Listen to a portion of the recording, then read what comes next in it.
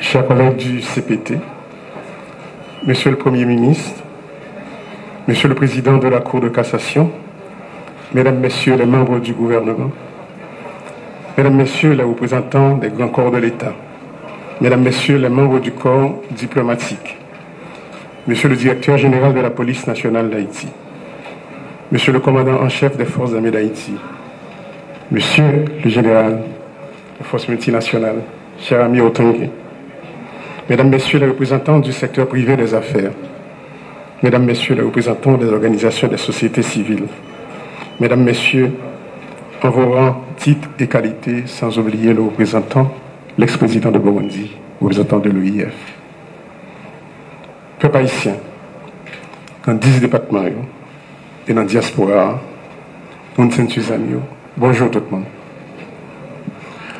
Aujourd'hui, le moment est venu pour moi de prendre le relais pour assurer la coordination du Conseil présidentiel de transition. Permettez-moi d'abord de reconnaître et de saluer les efforts de ceux qui m'ont précédé à ce poste. Cher ami Gardi, cher ami Leslie, merci. Je salue également les organisations signataires de l'accord de Mondana qui ont placé leur confiance en moi pour les représenter au sein du Conseil présidentiel de transition.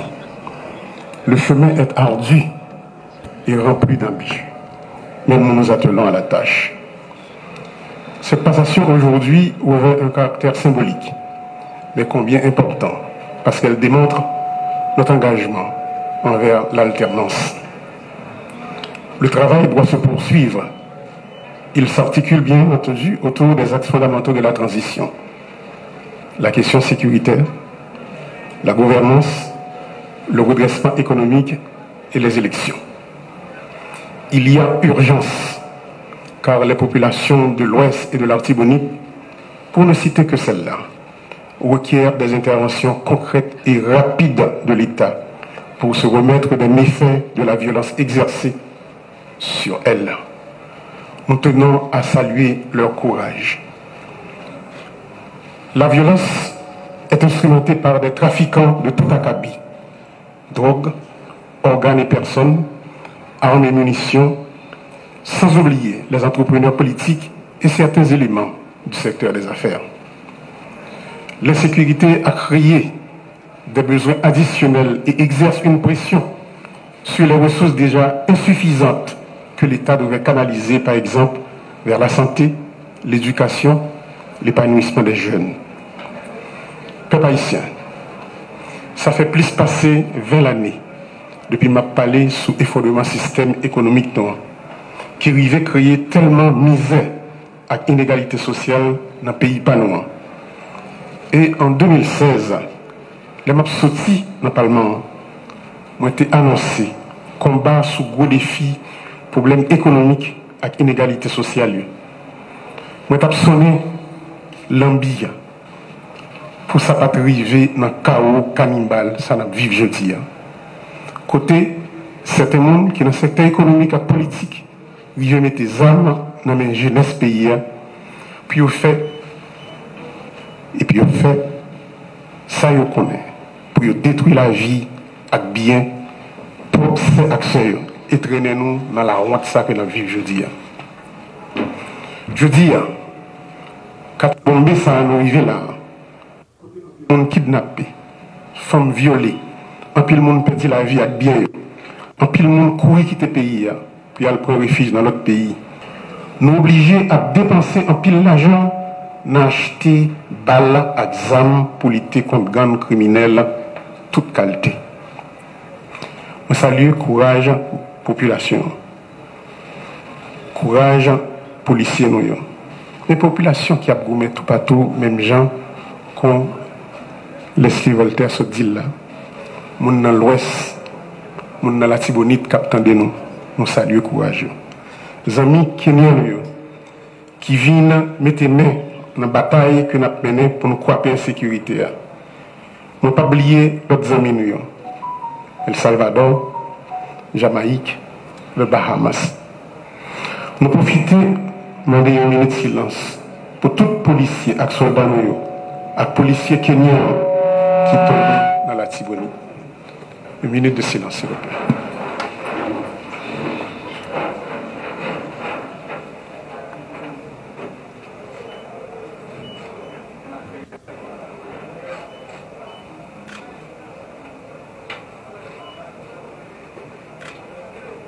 Merci beaucoup.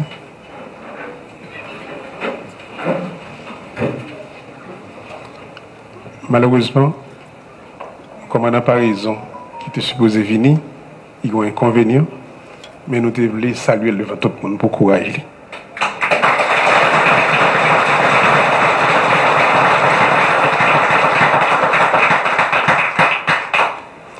Notre pays est en guerre aujourd'hui et nous devons impérativement nous unir pour gagner cette bataille.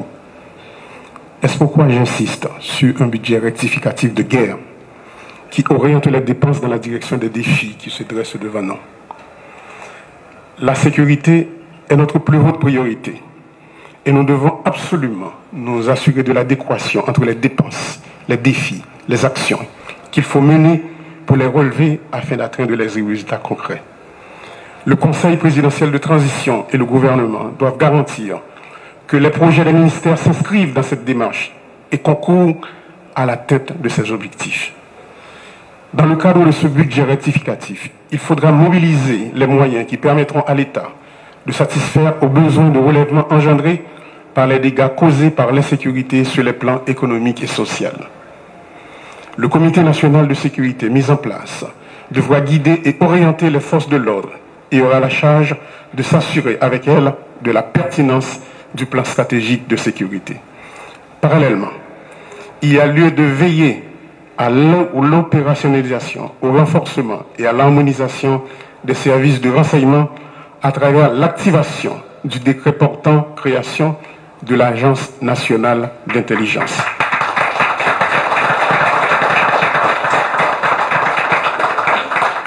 Sans un effectif adéquat, les forces de l'ordre ne seront pas en mesure de mettre fin à l'insécurité. Fort de ce constat, cette année même, plus de 3000 recrues seront formés pour combler le déficit en nombre de troupes sur le terrain, au niveau de la police et au niveau des forces armées d'Haïti.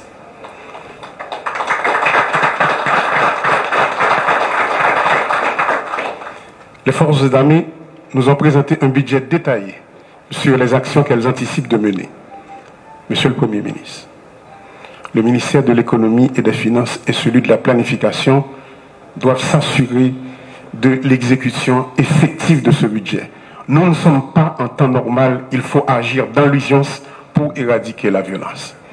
Il me plaît de vous informer qu'un protocole d'accord sera signé entre les forces armées d'Haïti et l'Agence nationale des aires protégées pour la mobilisation des agents des aires protégées dans la guerre contre les gangs armés. De plus, les démarches sont en cours pour un support aérien et maritime de façon à mieux protéger nos frontières maritimes et terrestres.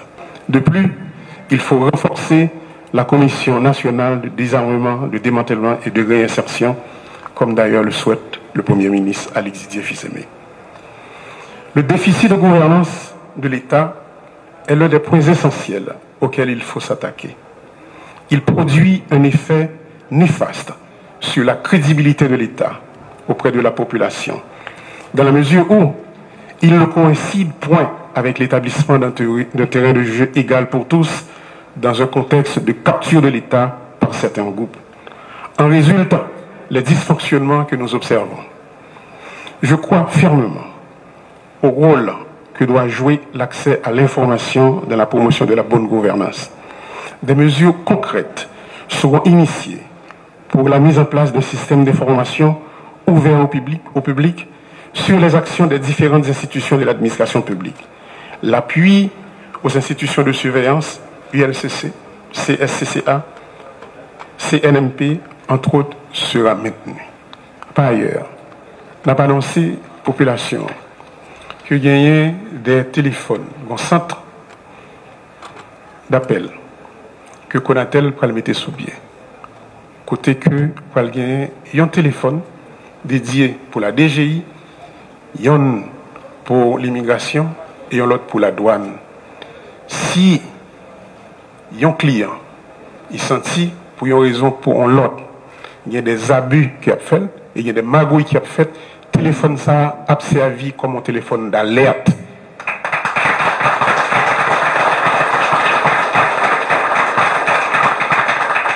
Sur le plan économique, l'objectif consiste à poser les jalons en vue de casser le rythme de décroissance des 6 dernières années.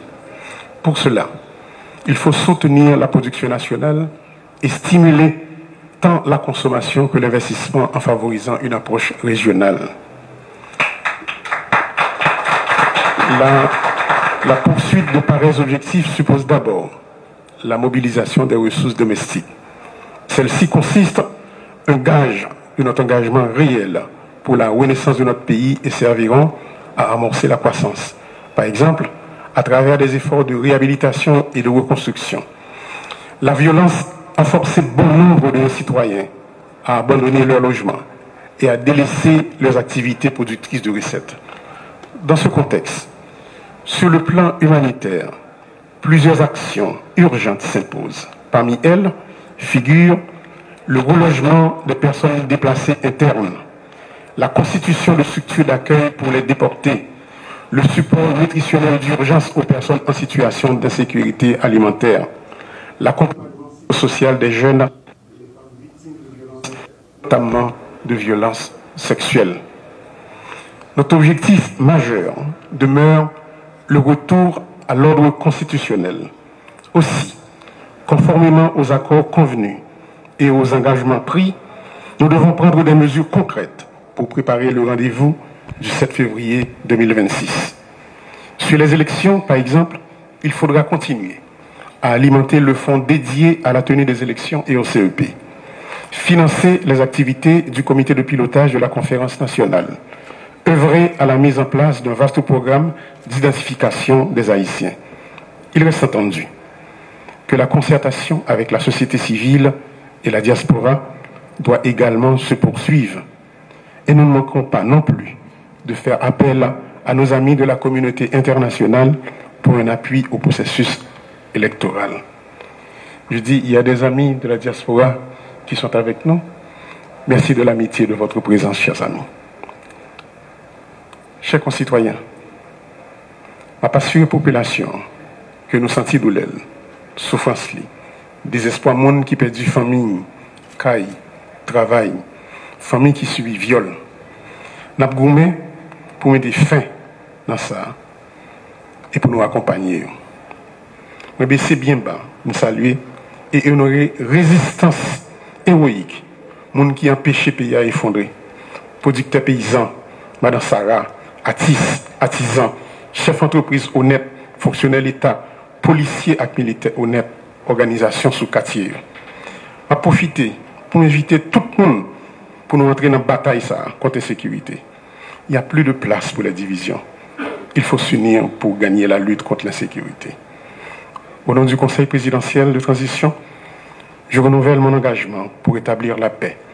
Nous devons redonner l'espoir et jeter les bases d'un avenir de stabilité, d'équité et de prospérité partagée pour tous les fils et toutes les filles d'Haïti. Merci beaucoup.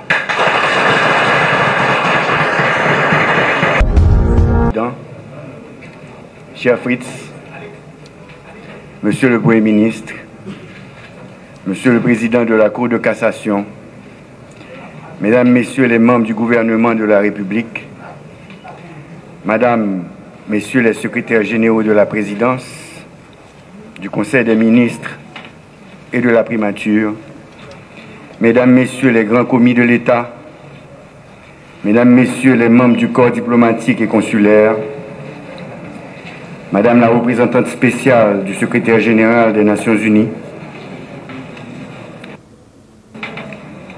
Monsieur le chef des Forces armées d'Haïti, Monsieur le directeur général de la police nationale d'Haïti, Monsieur le général commandant en chef de la mission multinationale de support à la sécurité en Haïti, Monsieur le chef de la délégation officielle de l'Organisation internationale de la francophonie, chers compatriotes, Mesdames, Messieurs de la presse, chers invités, Mesdames, Messieurs,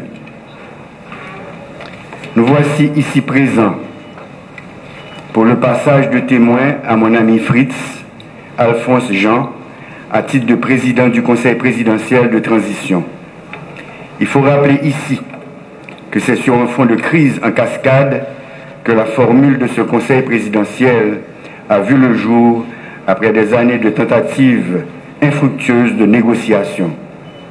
Sa composition reflétait un grand nombre de partis, de regroupements politiques et plusieurs secteurs de la société civile. Cet acte de changement de coordonnateur se déroule dans une atmosphère d'amitié, de respect mutuel, de solidarité et de continuité qui a toujours caractérisé les relations entre le président Fritz-Alphonse Jean et moi. La présidence tournante, expérience nouvelle dans notre jeune démocratie, marque un jalon important qui reflète la maturité d'une partie de notre classe politique. La tâche de coordonnateur en ces temps troubles et d'adversité est ardue. Elle exige une sagesse dont je ne m'étais pas cru capable. Mais j'ai été assisté par vous, chers collègues, conseillères et conseillers présidents, et ceci dans les phases les plus difficiles de notre parcours. Je tiens donc publiquement à vous remercier pour votre support inconditionnel.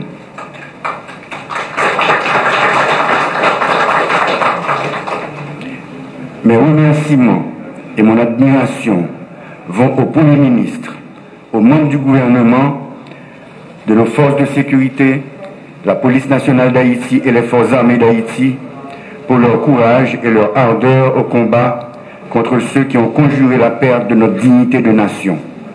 À ces assassins du peuple et de la liberté, qui n'ont d'autre projet que les massacres d'innocents et la destruction indiscriminée de notre patrimoine, nous rappelons que nous avons juré que c'est par la collaboration des forces de sécurité avec un peuple haïtien rejetant les gangs que la paix reviendra partout où elle est menacée dans ce pays.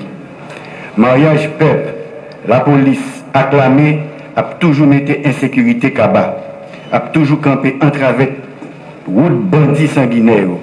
Bravo, bravo pour tout policier, tout soldat force multinationale qui bataille dans la Tibonite, dans Keskov, dans Solino, dans Gressier, tout partout dans le pays pour mettre la paix dans le pays.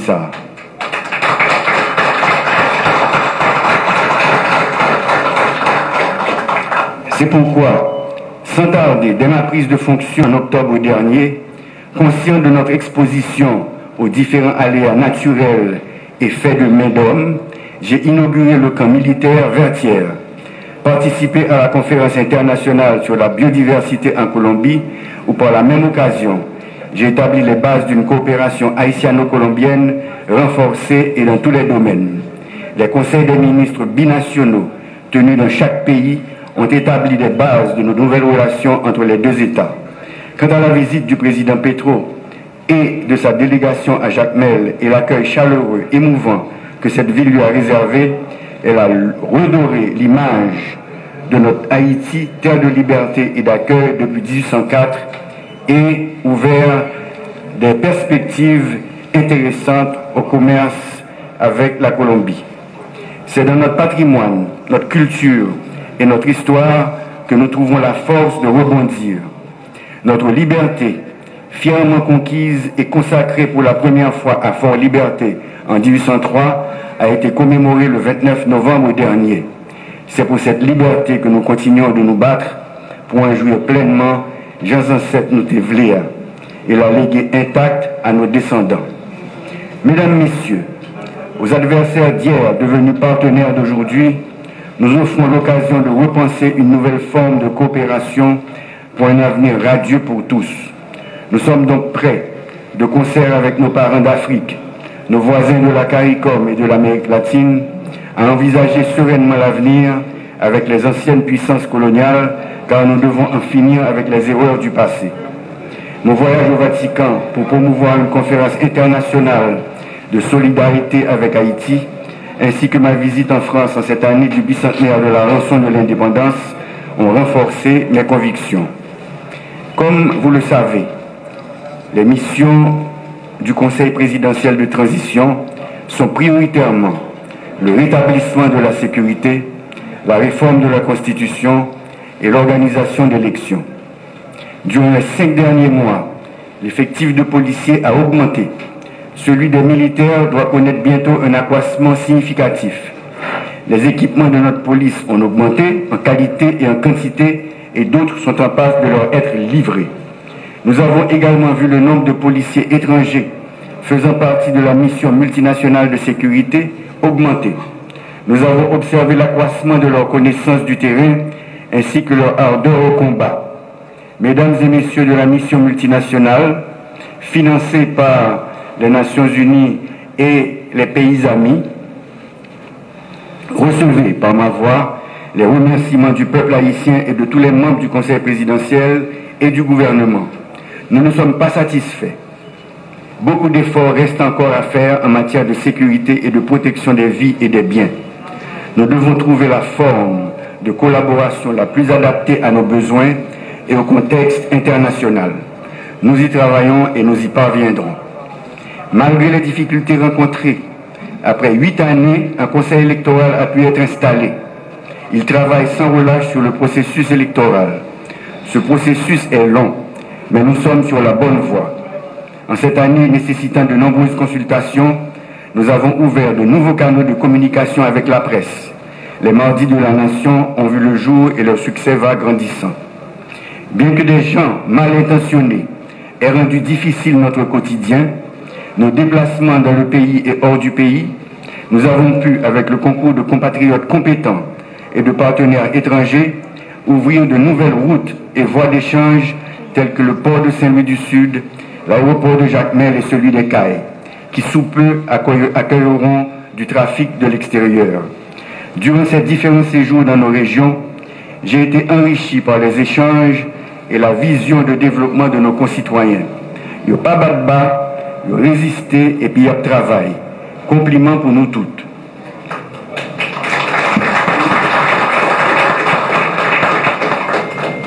Peuple haïtien qui a souffert, pas quitter utiliser nous pour faire des ordres qui a plongé le pays en plus misère toujours. Nous remarquons des efforts qu'a fait pour reprendre contrôle dans certains quartiers. Pas de route, pas bois. Solution, c'est mariage. Peuple là, avec la police, avec l'armée et puis force internationale. On nous met main, on nous bataille pour payer nos cabelles, dans solidarité et courage. Nous faisons créer un réseau national, centre d'accueil pour les gens qui sont plus vulnérables ou qui ont un problème avec la loi.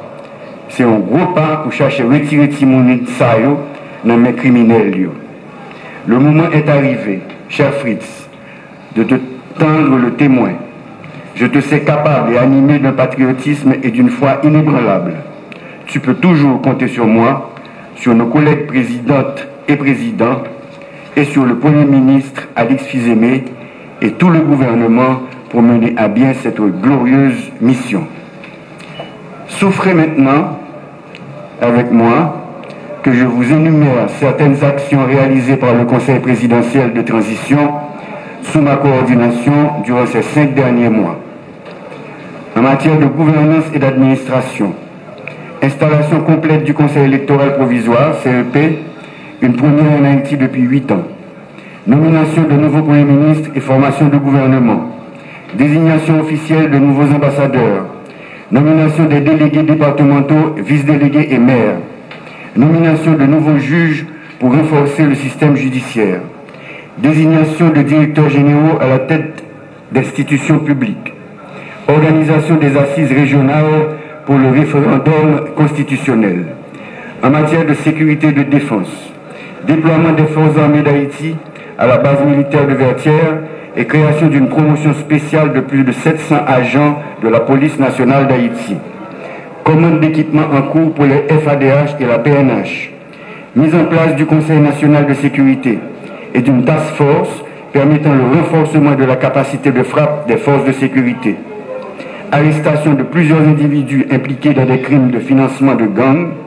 Demande officielle au gouvernement haïtien d'ouvrir une enquête sur les personnes sanctionnées et d'évaluer les preuves à leur encontre. Mise en place et opérationnalisation du comité de désarmement CNDDR. En ce qui a trait au développement des infrastructures, mise en opération du port de Saint-Louis-du-Sud, améliorant la logistique et le commerce, agrandissement de l'aéroport de Jacmel pour stimuler le tourisme, une délégation de plusieurs agences de tourisme est attendue prochainement, agrandissement et mise en opération de l'aéroport international des Cayes, en matière de diplomatie et relations internationales. Première visite officielle d'un président étranger à Jacmel, avec la création de 2 conseils binationaux pour renforcer la coopération externe. Rencontre avec le président Macron pour discuter de la sécurité, de la restitution, des réparations et du dialogue bilatéral. Promotion de l'organisation d'une conférence nationale avec le soutien du pape pour appuyer Haïti. Engagement obtenu auprès du Venezuela et des pays de l'ALBA pour une aide humanitaire. Développement social. Adoption d'un arrêté créant un réseau national de centres d'accueil pour les enfants soldats. Cher Président Fritz, je vous souhaite un heureux combat. Merci.